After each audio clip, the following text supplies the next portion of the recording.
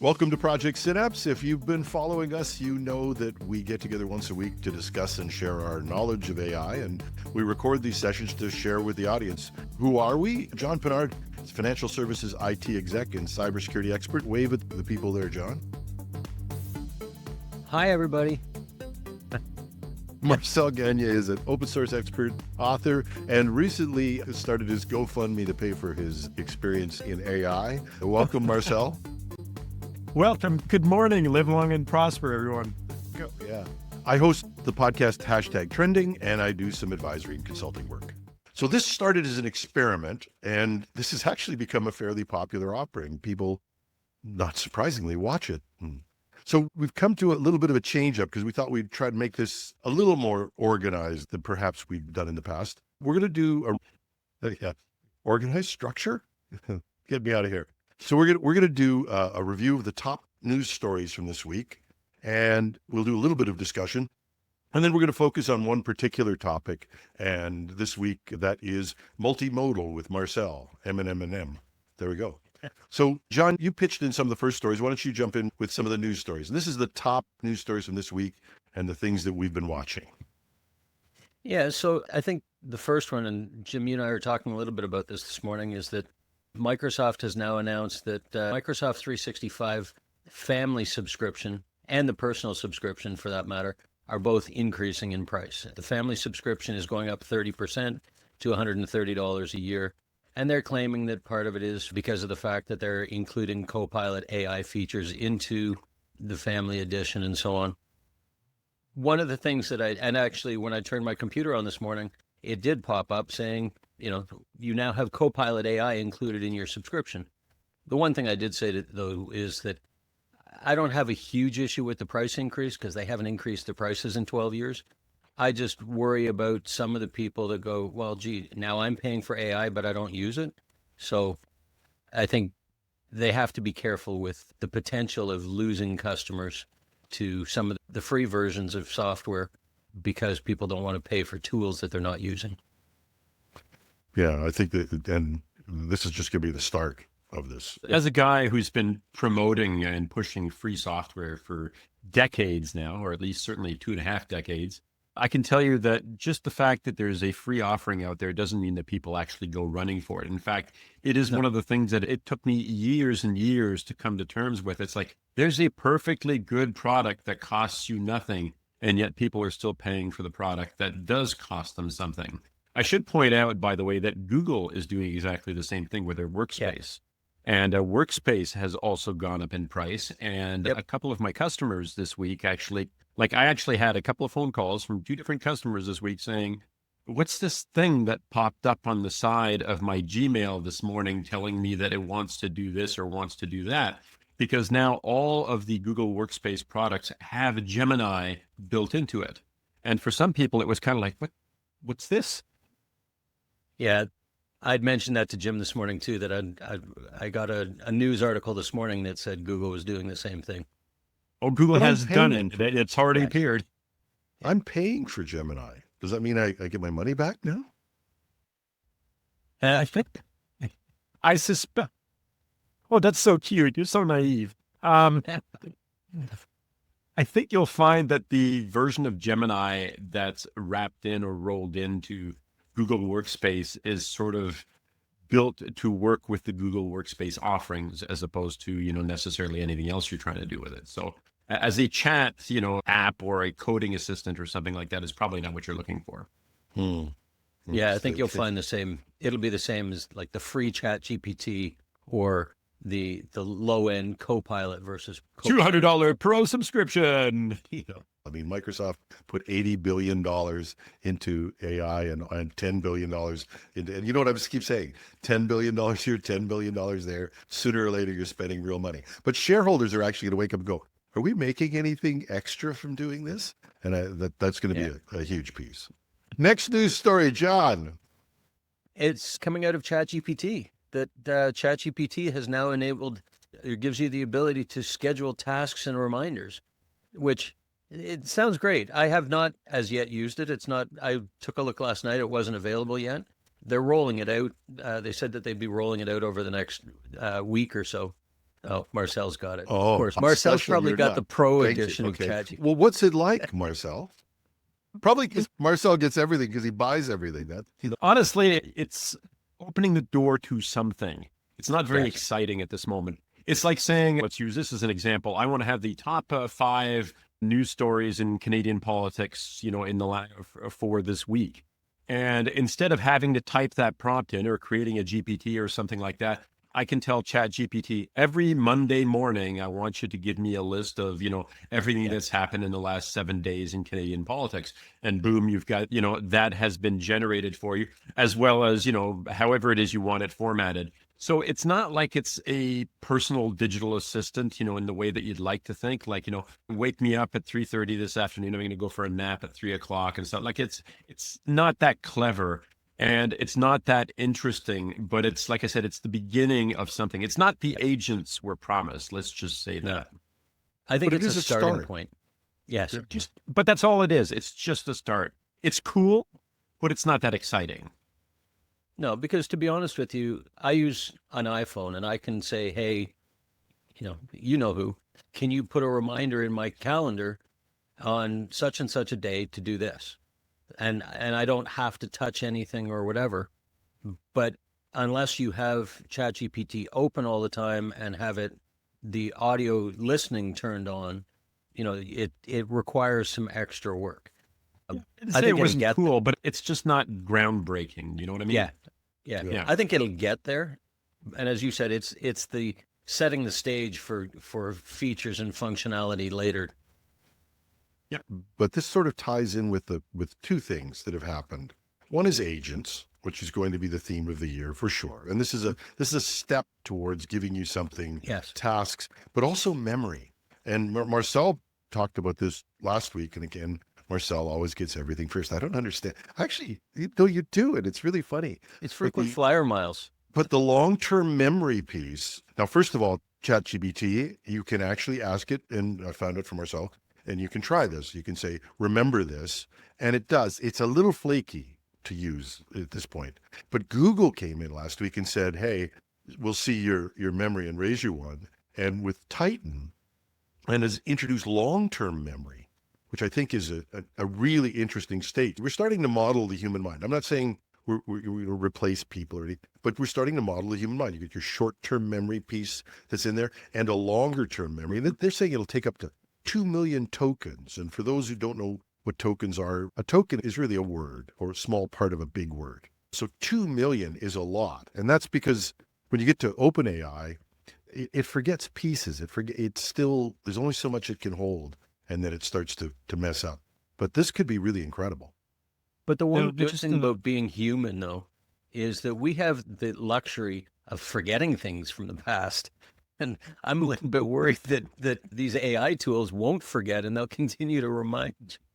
Well, okay, so in ChatGPT and in Gemini, for that matter, the whole, remember this for me is actually pretty cool. In ChatGPT, it will occasionally remember things that it says, oh, this is a memory that I should update. And you'll see it as a memory updated, with this information. And you can actually go in and take a look at ChatGPT, the things that it remembers about you in that memory space. But the thing that to me is more interesting, and I know that, Jim, you tried this and it doesn't work for you yet. I think I have a funny feeling that it's in some kind of beta testing. They've thrown it out to a bunch of users and not necessarily everyone else. But right now I can go into ChatGPT and I can ask it to look back at my chats from 2023 and look for information that we were discussing back then. And it is able to work. I'm not talking about the search bar at the top that looks for, I'm talking about it is able to look through my earlier chats and bring up information about the conversations that we were having. And I'm not saying that this is perfect, but it's pretty damn good as near as I can tell so far. And honestly, to me, that's really exciting because I can't tell you how many chats I've got open since ChatGPT started. I mean, I started paying for the Plus service early on.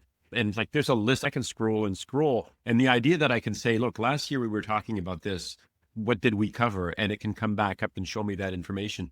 I think is pretty damned exciting. And I know it's rolling out because it's not like I'm on a first name basis with Sam Altman here, I have Yes, it. he So is. obviously a lot of other people have got it at the moment and they're seeing it as well. To me, that's almost as exciting as any of these other developments. The fact that I can go back.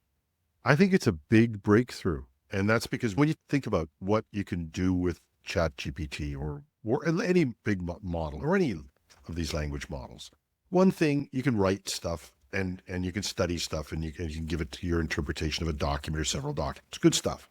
You know, you can, we're looking at how it can start to act. We can talk about that. That's still coming. But one of the most useful things for me is what I call the car keys thing. And for a whole pile of us is, I remember something like this. It's why I like Perplexity as a search engine. I was looking for this thing yesterday. I just couldn't find the word.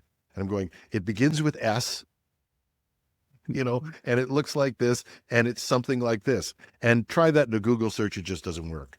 But with AI search now, I actually tried the search on Perplexity, and then I went into ChatGPT and typed in and said, look, this really sounds stupid, but I'm looking for this thing. I can't remember what it is, but it's sort of like this, and it begins with S. Came up with the answer. Well, Isn't it I think- interesting, though, that you went in there and prefaced it with, I know this sounds stupid, but think about that for a second. I like to think that the three of us are reasonably technologically savvy, but on some level, you forget that you're talking to a machine. Yeah. You really do. And that's one of the most amazing things about what's been happening with this technology is that because it speaks our language, and mimics us so beautifully, you forget that, you'll say, look, really sorry to bother you with this. I know this is pretty stupid, blah, blah, blah. And it's like, this is exactly what you would say to a person as opposed to your personal digital assistant. Yeah. And I found that when I was testing out, when they first started allowing the voice mode and such, that when you start talking to it, you start saying please and thank you and all the rest of it, like you were And talking you to somebody should. else. Yes. Yeah. The Canadian should when- AI. Yeah. Yeah. But when the Google speakers, the little home assistants and Alexa, oh, sorry, I apologize for saying that word. It's okay. I've got headphones on. She can't hear. Ah, good man. Smart. Okay. When that started happening, I actually made a video, and it wasn't the case at the time. And I put it out there, and one of the engineers from Google had heard it and said, do you mind if I send this up to our VP of development, blah, blah, blah. So I like to think that I had something to do with this a little tiny bit. But anyway, what I said was, these things basically are kind of like digital slaves right now. It's like, play me this piece of music. Tell me what the weather is going to be. What's the, what's the answer to this question, whatever it is. And I said, I've got kids and they're growing up in a world. I don't want them to think that they can just ask for something without saying please or thank you. So if nothing else, I would like the speaker to continue listening for a brief moment after it gives me an answer so I can say thank you. Because I wanted to teach my kids to be polite in a world where they can just ask for anything. Politeness is something that should be built into all interactions, including something that sounds like a human being. Whether it's a human being or not is not the point. It sounds like one. And my kids are much nicer to technology than they are to me, so it's okay. Yeah, me too. It's funny that way. So, John, you picked up a story on the news and Gemini AI is picking up news. Yeah, I think part of this is the fact that a lot of these companies have, had lawsuits and things talking about, copyright infringement and all the rest of this. And so they are now starting to pay for access to live news feeds. And actually, I think it was ChatGPT OpenAI is also doing it. So it's the Associated Press, I think, is the one that Gemini is using. And OpenAI has signed a deal with News Corp. Now, OpenAI had also originally paid AP for all of their historical news, I guess, to help to feed the engine. But now Google is actually paying for live news feeds so that it can get up to the minute. I mean, it's one of the problems. I guess initially when the original version, the free version of ChatGPT came out, that the information was only good until, from November 2022 and before. But now you can actually get up to the minute information through these AI tools by asking it because of these news feeds that they've got. So I think it makes things a lot more valuable by not limiting what you can get out of it. Yeah, somebody who's sort of in the publishing industry still, this is going to be an interesting thing. The economics of producing news stink. I mean, there are very, very few people, especially in the tech industry. You'll find if you go around and you look, there's one or two people who produce a story and everybody spins off that. I mean, that's really what happens out there, because it costs a lot to actually do the journalism and research and all of those things, even to sit down and read a report. Now, you can read a report with ChatGPT or Gemini in 2 seconds and summarize it and be ready to go. So the distribution of news, the economics of that are good.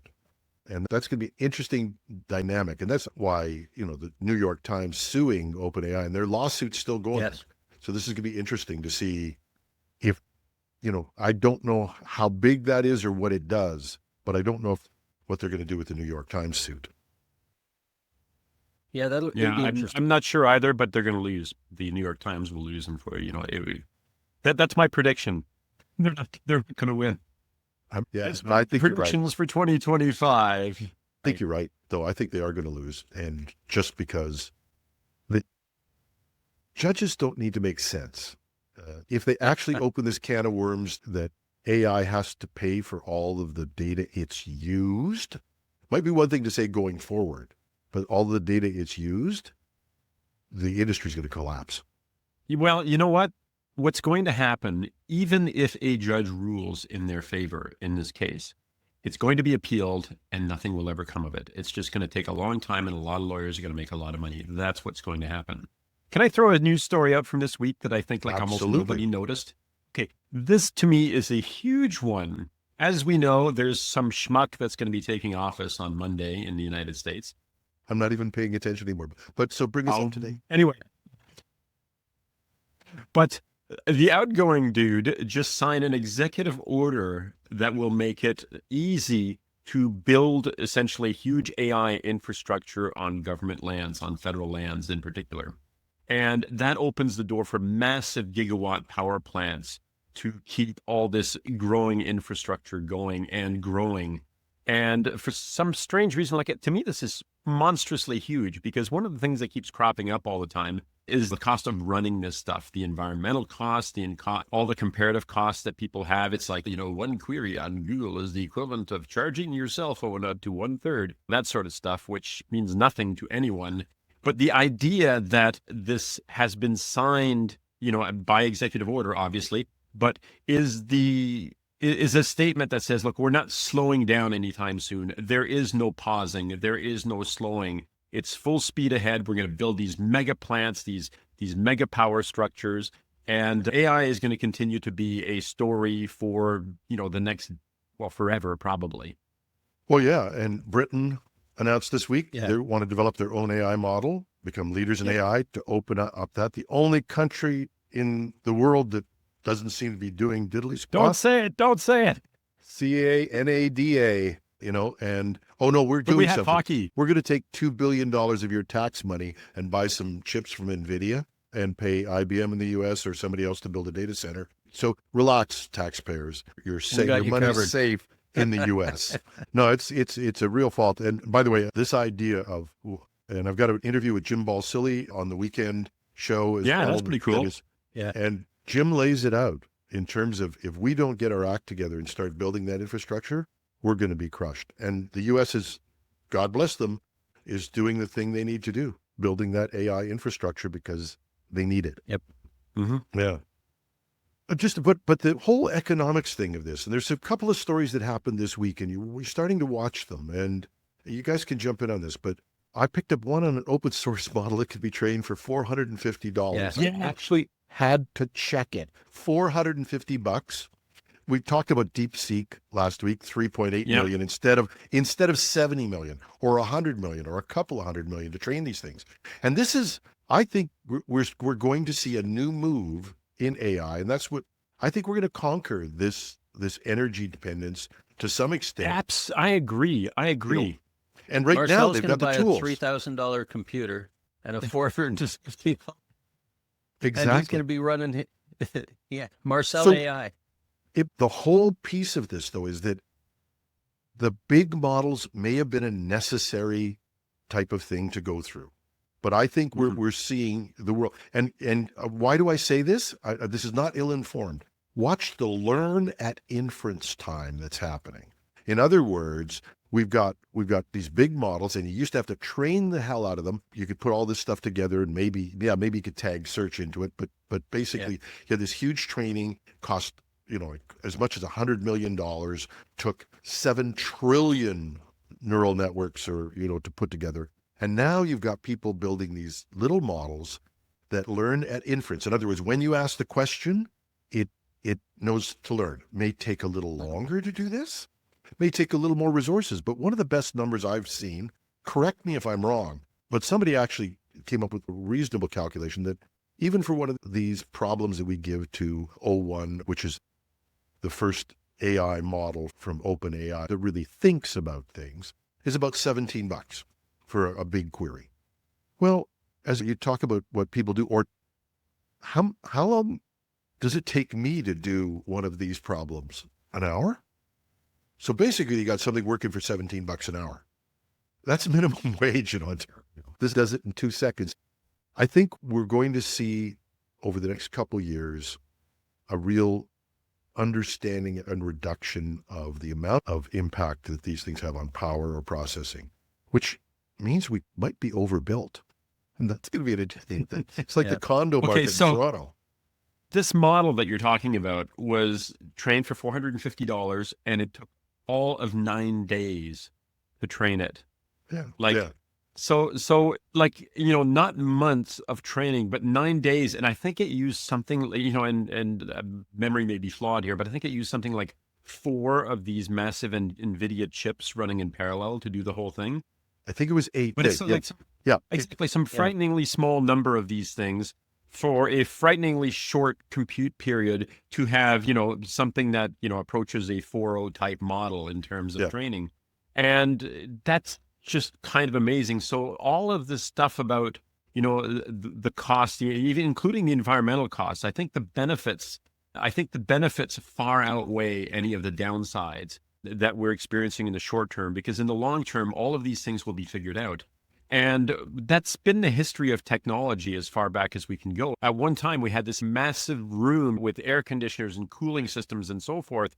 And now we've got a little smartphone that gives us access to the entire sum total of knowledge in the universe. It always shrinks down to a level that is much more manageable, let's say.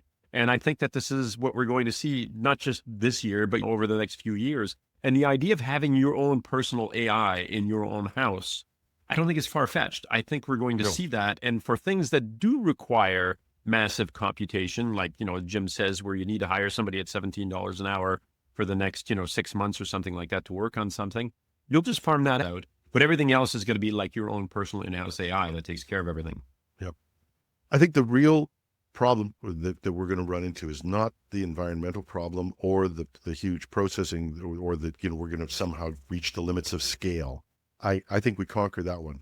The one I'm more worried about is the economic problem. And Jeffrey Hinton came out this week and said, AI is going to increase the wealth gap. I think we're being fed the Kool-Aid right now about, and you hear it from Mark Zuckerberg did this show, and you could just hear it in his voice. He says, I'm going to replace all my mid-level engineers. And then you could almost hear in his mind, it went, oh my God, you said something true, and it's going to cause you problems. Backpedal. And then he said, but of course, we're not going to cut any jobs. They'll all have cooler things to do. Then he goes back to the office the next day and says, could you knock off 5% of the workforce, please? I fail to believe, but you're hearing this now, all of this song and dance about how AI is going to make all these great jobs. I don't see it. I'm sorry. I can't see this level of automation of thought processes. And we're not that far from physical processes. I cannot see, I've never seen a time in history in a capitalist enterprise where people have not looked to reduce the amount of people doing a task. And where these new jobs are going to come from, I have no idea. I can tell you, they're not going to be in music. The problem has been that every time in history that we've had a major technological change, and the Industrial Revolution, the wheel, you take any of these things along the scale of human development, there's always been something else that humans could do that the machines could not do. Yeah. Okay. So it's like, okay, well, we've got machines that can transport like huge amounts of, huge amounts of sand in a bucket, large bucket. And that's great.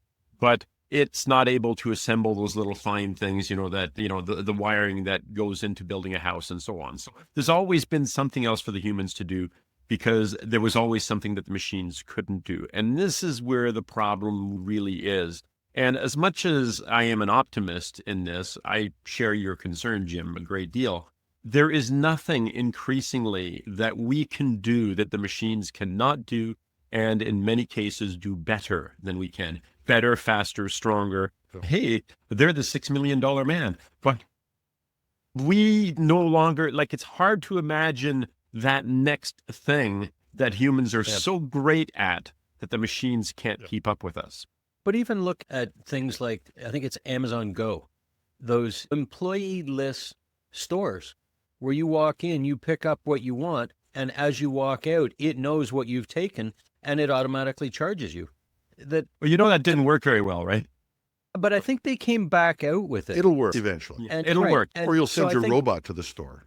But I think what's going to happen is I don't see, and I'm kind of aligned with you guys, that I don't see that you're going to say, we're going to cut 5% of our staff from developer jobs and we're going to give them a different job.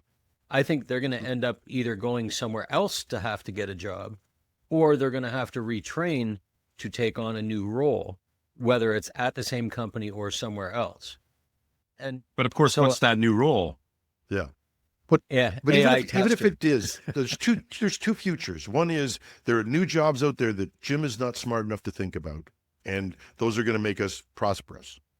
Okay. The other one is, and I know no one would think that this could happen, but a bunch of people, we're going to create a lot of wealth, but it's going to be unevenly distributed. And Zuckerberg's going to have it, and Elon Musk's going to have it. You think? A few others are going to have it because they've been really good at distributing their wealth so far, haven't they?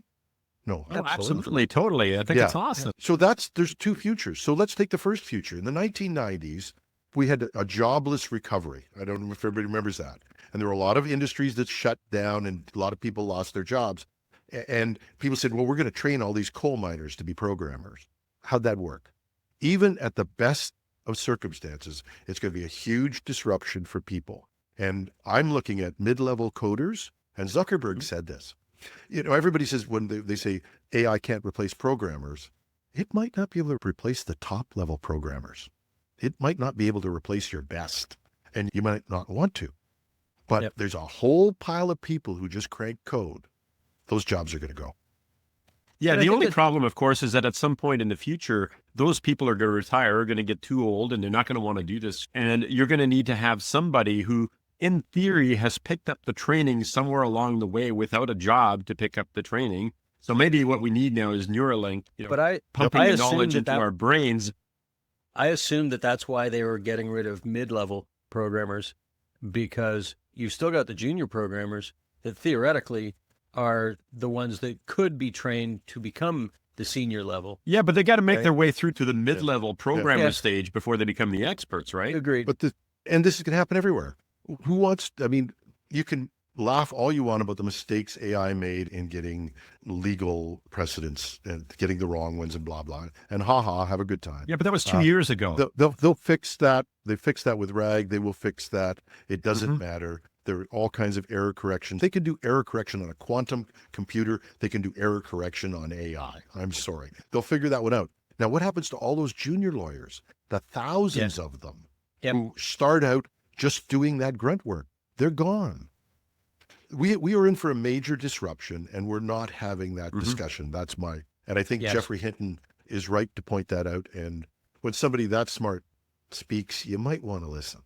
Well, no, and I agree with them completely. Well, we can only have so many idle hands out there before things start to fall apart on a societal level. Agreed. And I do worry about that. I worry about that a great deal. And I think that it is one of the reasons that I am amazed that we don't see governments like around the world looking more deeply into the idea of a universal basic income, making sure that people are taken care of. Like, I'm not saying that everybody needs to have a 3-bedroom house on an acre lot, But everybody needs to have a roof over their heads. Everybody needs to have enough food to fill their bellies. Everybody needs to have access to electricity and heat in the winter and cooling in the summer. Those things could be provided for and should be provided for. And if you don't provide for them, and all these things get taken over by the technology, this is a formula for collapse in a big way. Never mind environmental collapse. Yep. We're talking social collapse. And all I say to that is, how are we doing so far? Richest countries in the world, and how are we doing so far at distributing that to the homeless and to the people, and the whole midsection of the U.S. with a drug problem that is so big from the last economic downturn. Right. This one is going to come in steroids. I think people are talking about it in governments. I despair of what's happening in the U.S. I think Biden was right when he talked about an oligarchy. I think the United States is just like Russia. You have oligarchs and you have the peons, and that's a structure. If we don't change that, we're in for civic unrest, and that's just a fact, I guess. There is no doubt that things like AI are going to have a dramatic impact on all of our lives, whether we want it or not. I think that the governments need to be looking at, how do we deal with that? Otherwise, you're going to have 80% unemployment rates, and there's all kinds of things that need to be looked at as part of this implementation of AI or other new technologies that come out. To piggyback on Jim's comment about, error correction in these machines, I was having a bit of an argument with a friend of mine a couple of days ago, and he was talking about Gemini or ChatGPT. No, actually, an actual human. A real friend. An actual human friend. Oh. What do they pay for? It's some credit, for God's sakes. I don't know about you guys, man. You're hurting my feelings. But anyway. And we're your friends. Friends. Anyway, he was arguing basically that until we can effectively get, perfect, accurate responses out of these systems, they're never going to gain the kind of adoption that I foresee in the future. The way that I answered it was, it doesn't have to be perfect. It just has to be better than you most of the time. Yeah. And you know what? The systems are already better than you most of the time. And they're going to get even better still. The reason that we don't have widespread self-driving vehicles on the roads at the moment has nothing to do, and I'll argue this until the proverbial cows come home, has nothing to do with the technology. People are freaking out about the idea that we're going to remove drivers from the road, and human beings have this overinflated idea about how good they are and how safe they are on the roads.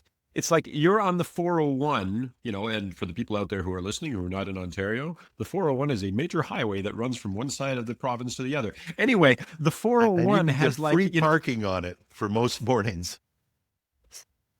That's true. But the fact is, everybody has this weird idea that, I'm a safe driver and I know I'm a safe driver and I believe in my abilities. Yeah, except that you've got 100 drivers in front of you, 100 drivers behind you, drivers on all sides of you, and you can't account for all of those people. But if it was all machines driving these vehicles, they could account for the position of every vehicle everywhere on the road. So, yeah. Anyway. So buckle up. This is going to be something for those people who think that it's not going to achieve it, because it's not perfect. Take a look at what the first cars looked like next to a horse-drawn carriage, right? Horse-drawn carriage was reliable. The car was not. The horse never overheated. The car did frequently. Guess who won? On the bright side, we don't have poop in the streets all the time. There you go. Yeah. That's true. Yeah. I'm happy. And on that happy note, let's talk multimodal. Speaking for the poop emoji. We've been waiting for this show for a long time, for this piece for a long time. So Marcel, I find it hard to believe that we're actually going to discuss this topic, but I've been a big follower of multimodal AI because to me it's kind of like the last frontier as far as AI is concerned. It was really cool to be able to have a conversation with ChatGPT. It's another matter to be able to ask ChatGPT to look at something or to comment on something that it's heard. And just to explain for anybody who might have some questions about what I mean by multimodal, different modes of interacting with the artificially intelligent systems. Typically, in the early days, we were interacting with text only. And then somewhere along the way, we got to a point where we could upload a picture into the system and have it comment on the picture or understand the picture. And by the way, I'm not talking about generative AI here. I'm talking about, here's an image and I want you to tell me something about this image that you're looking at. So all of a sudden, the artificially intelligent systems had eyes. It could actually take a look at something. And then somewhere along the way, we developed systems that were really, and again, I'm not saying this is not linearly here, but on another hand, we had systems that could listen to something and understand what it was being told. And we started seeing that like in ChatGPT, where you could touch the little microphone icon and talk to it. And then that multimodal capability turned in the other direction as well. So it didn't just answer you with text, but it could understand you with a voice. In fact, a voice in any kind of voice that you could possibly desire. Real-time vision. And that was like another mode of interacting with the system. Like right now, if I bring up ChatGPT on my phone, there's and I touch the icon that lets me have a real-time conversation with ChatGPT. I can also turn on a camera and I can point my phone at things like, and for the people who might remember the movie Her, you remember there are scenes where she wants to go for a walk and see the world as he sees it. And he puts basically the phone or whatever the device is in his pocket with a camera pointing out so that she can see everything that he sees. Yeah. And talk about all the things that he... Not just the movie Her. There's a book by this really great Canadian author, Alyssa, A Tale of Quantum Kisses. We explore that theme as well. I actually think that everybody should pick up a copy of that book right now. If you're on YouTube, you should pause right now and go to Amazon and order a copy. Is that available in an audiobook, by the way? Not yet. I'm actually going to do the audiobook over the next couple of weeks. Awesome. Good. Anyhow, so yeah. Sure. So now back to our regularly scheduled programming. Plug. We have regularly scheduled. I got to tell you, in this country, if you don't promote your stuff, nobody else will. That's my absolutely. Yeah, my mother doesn't promote my stuff. I mean, come on, that. My mother still said I was with the computer, like I could, as an accessory. My mother figures that if she hits the like button, she's done all her work. So multimodal, you sort of explained it as, and I think it really is that different, the being able to really interact on with sight, with sound, with text, and putting that full piece together. But also, and when you talked about putting the phone in your pocket, it really does allow us to really start to get a great deal of usefulness from AI that really wasn't there before. Mm-hmm. And I have actually used this. Like I'll give you a really stupid, simple example. And when this first became available, I actually turned it on and I went into my living room and I said, this is my living room. And I sort of, had it look, and of course it comments, oh, I noticed that you've got a piano over here, blah, blah, blah. So, these sorts of things. And I said, well, one of the problems I said, and it commented on how many windows there were. I said, but unfortunately, the light, we're not facing south. So generally the light doesn't make it into the room. And later in the day, it's really, really dim. And it said, well, what I would recommend is, you could consider putting a couple of light sconces on either side of the piano, on that side of the room. And that would help fill the light from this side. And it never occurred to me to do that. Like, it was one of those things that's like, oh, well, that's really interesting. And Google already has a way of watching you interact with software. And so you can actually go in and it'll actually give you a tutorial while you're working along. Now I want that for IKEA furniture. I don't do it anymore, but that was my to talk about your stupid example. Yeah. I talked to a friend of mine the other day and she said she put this chair together and it's wrong. And it went, how great would it be to just be able to point your camera at this thing and say, what are these remaining 5 parts and what do I do with them? Yep. But you can do that. That is actually one of those things. I have a couple of LG. I have an LG washer and dryer in the basement.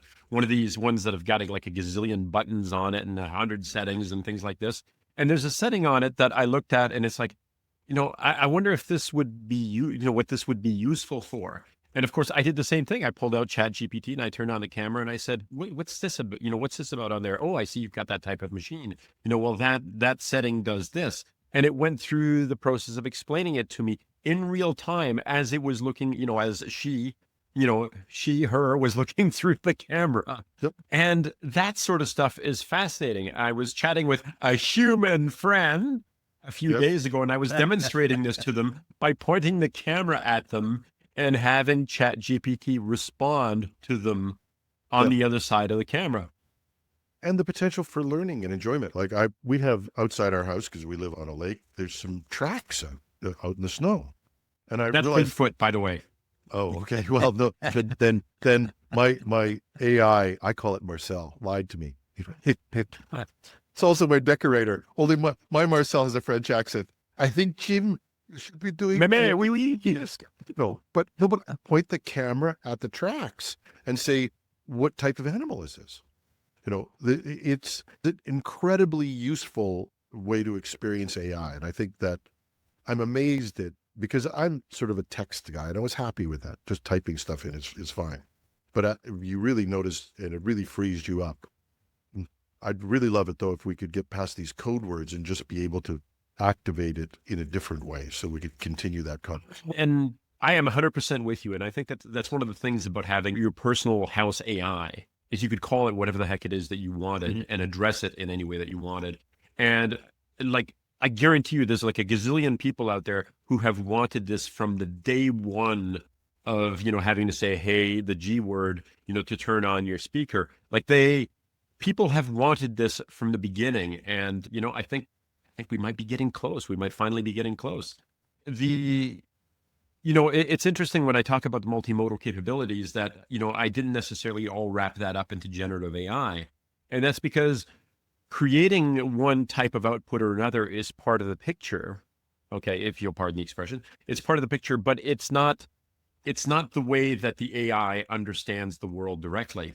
And I mentioned self-driving cars earlier, and the reliability of self-driving cars, but real-time multimodal access is exactly the sort of thing that is going to make full-scale deployments of self-driving cars and of all these humanoid robots possible. Because to be able to interact in the world in the way that a human being interacts in the world, it has to be able to handle any kind of input. It has to be able to hear things. It has to be able to see things. It has to be able to, and a level of multimodal stuff that we haven't even talked about is the idea that you've got sensors that can respond to pressure and touch and so on. And that's being developed inside robots. And it can remember.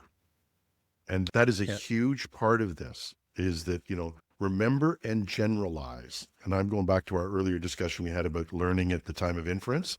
This remembering and generalizing is going to enable the multimodal to really drive. It all fits together at one point. Can I ask you, though, Marcel, and if I don't want to take you off topic because I know you've thought this through, but one of the things I think anybody listening to this would want to hear is your opinion of the different tools and things that are out there, because you're playing with them constantly. And I try to keep up, but you're really playing with this stuff constantly. What are the things that people should be looking at right now? Well, first of all, this is why I need the GoFundMe is to pay for all that. A lot of the tools that I've been playing with, let me just give you a quick sample, and I'll sort of, do a rapid fire sort of thing. I've been experimenting a lot. Like in the beginning, I was playing with image generation, and that was kind of cool. But one of the things that's happened a lot recently is the video models that exist out there are now able to take as input an image. So you can take a picture of something and you can animate that image and then bring it to life in an interesting way. There are products out there like Hey Gen is one of the ones that I play with, and Runway ML, products that let you generate videos, but it gets more interesting. You can start from a still frame and then you can tell it what the action is going to be going forward. And I think that at some point we're going to have like Hollywood on demand, so to speak, where you can have things happen magically for you that way. But more interestingly, you can actually create video that lip syncs, that follows along with this, with whatever it is that you say. So I've done a couple of videos, just, obviously just for fun. I've done a few videos where I actually record my own voice. So I know that you can get 11 labs to generate your voice. So we talked about this, the idea of deep faking a voice or creating a digital version of your voice. One of the things that's actually been really interesting lately is that you can record your voice and then you can feed it into something like HeyGen or Synthesia or V.io or or Runway ML, a lot of these products out there, and it will take your voice and generate an AI avatar of you that has, that lip syncs perfectly. And more interestingly, you can also take a picture of yourself and train a model on what you look like. Okay, so that you can create a picture of yourself wearing, I don't know, a cowboy outfit, with a horse standing behind you when you actually did not ever do that. Or you're That wasn't sitting on the real? bridge of a starship in a Star Trek uniform when in fact you did not actually do any of these things. And then, of course, to make that even more interesting, you record your own voice, or you can go into one of these things and it allows you to take that picture that you generated of yourself, okay, in whatever situation, wearing whatever clothing you want to wear. And because it's your voice, it follows along with you and the lip sync is perfect, with what comes out on the other end. And I am fascinated by this stuff. I think it's really, really interesting. I think that it opens the door for people creating, and I'm not talking about, is it stealing if I'm using pictures of me and I'm generating images of myself and it's my own voice and so forth? It's just fascinating. And I can do all those things without having this massively expensive equipment other than, the subscription fees. Yeah.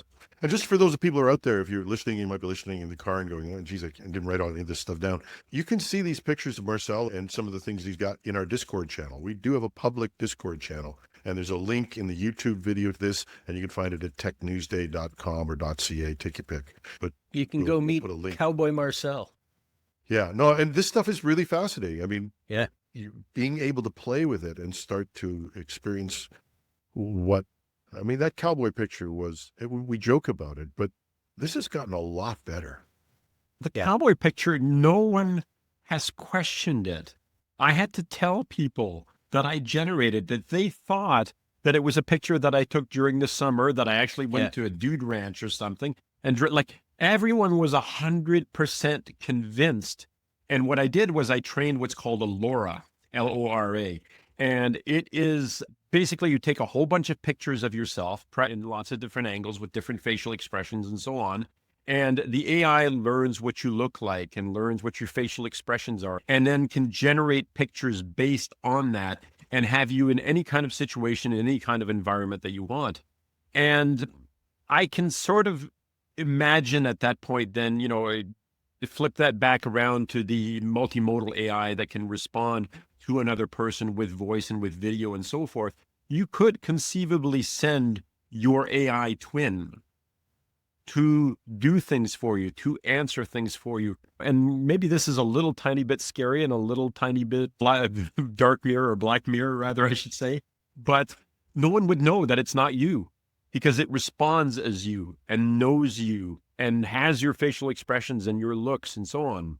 And when you combine that with the fact that now people have been able to really prove in generative AI models that with about 2 hours of work, they can actually create a digital you in terms of what your thoughts are, what your opinions are, and all of that. The ability to clone ourselves digitally is reaching new levels. And if you've done a lot of writing, like I have, like you have, Jim, it is also possible to give it a body of your work and to say, I want you to create a version of me that responds like me, that talks like me based on my patterns of expressing myself in print. So you can actually create that clone with your sense of humor, with your expressions. For the people out there who would like to experiment with this, ChatGPT now does all that, like out of the gate. It can do Sora if you have a plus plan. So ChatGPT has those things available. You can experiment with those things today. Gemini has most of these things. They have the image generation model, which is quite advanced. It's like, great stuff. Think of it as their version of DALL-E 3, if you want to think about ChatGPT's version of it. And if you want to experiment with some models that actually have great multimodal capabilities, there's Mistral, the French open source AI model. It has all of these things built into it, and it can generate images using Flux, which is another open source tool to generate images. So there are a lot of big players, and the one that we forget all the time is Meta. Meta has great multimodal capabilities. Now, the one thing that they haven't done yet which I'm kind of waiting for, and maybe somebody can correct me if it does, if it exists or it doesn't yet, but is voice. Meta hasn't yet turned on voice. You should not well, actually, I lied. Because if you're using the Meta AI glasses, okay, the Meta Ray-Bans, or you're using a Meta headset like the Oculus, I want to say Oculus Quest, but the Meta Quest 3. Yep. I have a Meta Quest 3 downstairs, and I can actually say in it, hey, Meta, and it will respond and it will talk back to me, and I can ask it questions. So the multimodal capabilities may not be on your desktop, but they already exist inside your glasses. Another frontier of multimodal technology is those smart glasses. I don't know if you watched any of the videos that came out of CES this year, but smart glasses are back, baby. And they're back in a big way. There are tons of offerings. X-Real was already out there. These will, and right now they're coming in at like a $500, $600 US price tag that will drop. We are going to have the glasses thing will finally happen without question. Yeah, the Meta offering now allows you to have prescription lenses put into it as well, right? Yep. So you can have your regular glasses, your reading glasses or your prescription glasses be smart glasses that you can talk to and that can answer questions for you. We are fast and furious entering that world of fully immersive AI, where AI is everywhere you go. It will help you navigate the streets. In fact, the Meta lenses that are promised for later this year will actually have little invisible screens in front of you so that you can see overlays. So no more going to a party and saying, I wonder who the hell that person is over there. I know these people, but I cannot remember their name. You'll see their name above their face. Well, and I think that's we think about multimodal, and I think there is the fun and the experimenting and creating videos and all of that sort of stuff, but it really becomes immersive AI. And I think that's really where we're going, and much more quickly than I think anybody thinks. When we were in the pandemic, you remember back in the pandemic, way back when? Yep. Back then, we've almost forgotten about that. It's like it was something in ancient history. But I remember at the time I went in, this is in the early days when we were all in lockdown. I remember, just to cement this whole immersive, if you've never been inside a VR headset, if you've never actually experienced something inside a VR headset, you believe it. It doesn't take a long time before you believe that you're actually in that environment. When the zombies are coming toward you in a zombie shooter, I dare you to just stand still and let it happen. It is incredibly difficult to not believe that it's real. There's a game on the Quest called Richie's Plank Experience, where you'll have a plank that goes from one building to another, and you can see the street below, 80 floors below. And people will fall down on their own floors because they have trouble it's frightening. You cannot separate your brain. You can't tell your brain, no, I'm not 80 floors above the ground below.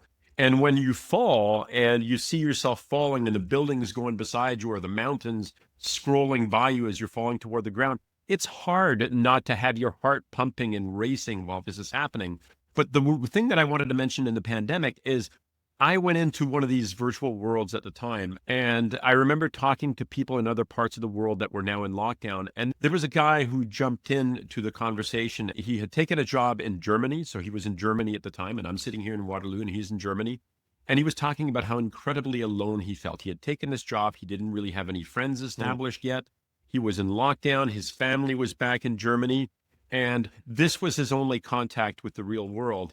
And we actually did the reaching out and shaking virtual hands with each other, because remember, you've got controllers shaking hands. And this was a big deal to that guy. It was a connection with real people, despite the fact that we were all avatars interacting. But when you're doing this and it's like a fully immersive experience, it's hard to tell yourself that it's not real. And as we get more and more of these fancy devices, these overlays, the voice that talks in your head, that helps you out as you're trying to navigate the streets or navigate the world, or to use your example, Jim, where are my keys? Okay. Yeah. It's going to be hard to imagine that it's just not a part of your life. Yeah. And that's really what multimodal is going to get us to. It's going to get us to the point that it is as ubiquitous as a lot of these other things that we take for granted today, like being able to pick up the phone and call anyone. Yeah. And I think, like I said, the convergence of these things, learning, the experiential environment and the multimodal is going to change AI fundamentally. And I think I have no idea where we go from here. I'm sort of interested, but also worried about whether people will retreat further into a digital world or just refuse to go out and walk around in the fresh air. I understand the difference, but I still don't know what to think about this. A friend of mine, Rob Sawyer, he's a science fiction writer. He's fond of pointing out to me, at least, because he's more of a doomer than I am. Well, I'm not a doomer. I'm actually the opposite of a far doomer. from being a doomer, yes. Yeah, I'm far from being a doomer, but Rob has pointed out to me on more than one occasion. He says, Marcel, most of science fiction is meant to be a cautionary tale, not a how-to guide. Yeah, that's true. I always looked at it as a how-to guide. A lot of the things that happen in science fiction they obviously have come true.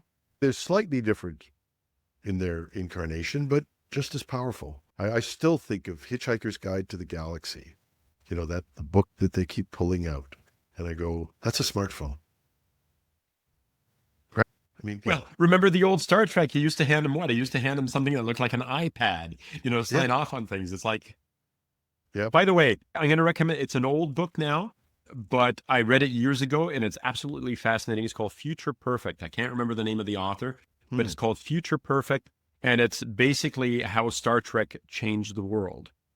And it talks about all of the things that showed up in Star Trek and how all these tech bros or whatever grew up on Star Trek and said, you know what, I'm going to invent all this. Yeah.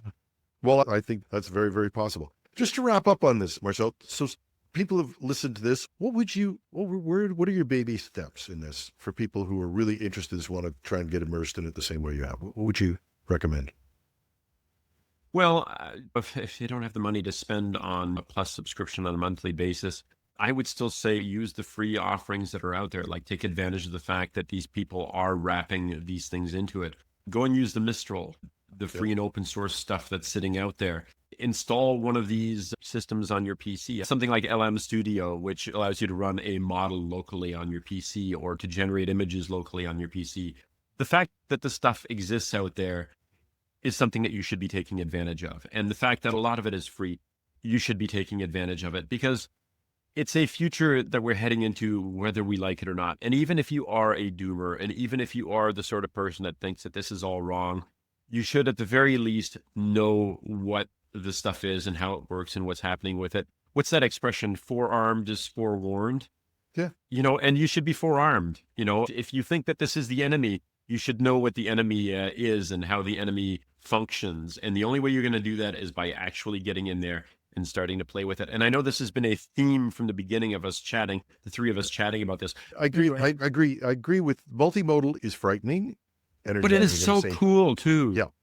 And I totally agree with you that people should at least know what they're going against. Even if you're like your big saying is pogo, which is I have met the enemy and it is us.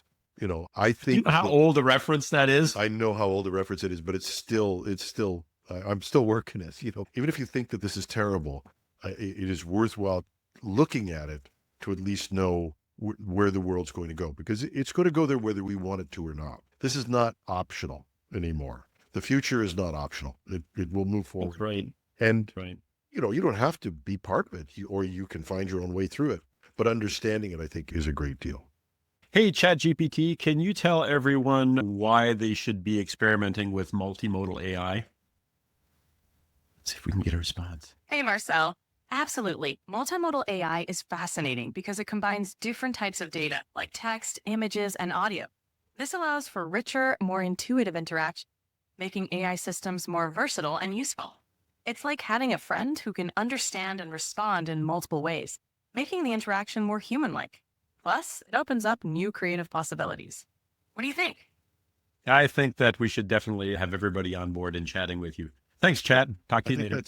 I think that's a wrap. We in there. Yeah. So we're going to have to get ChatGPT to read the credits at one point. That's our show for today. Thanks to my co-host John Pinard and Marcel Gagne. Let us know what you think of the program and join us through the week on our Discord channel.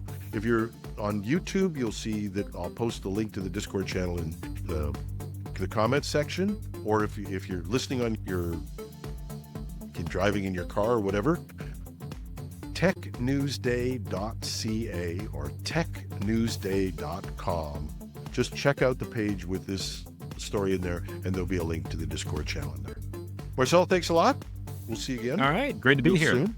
Yep. And have a nice weekend. And bye, John. Bye, John. Bye, John boy.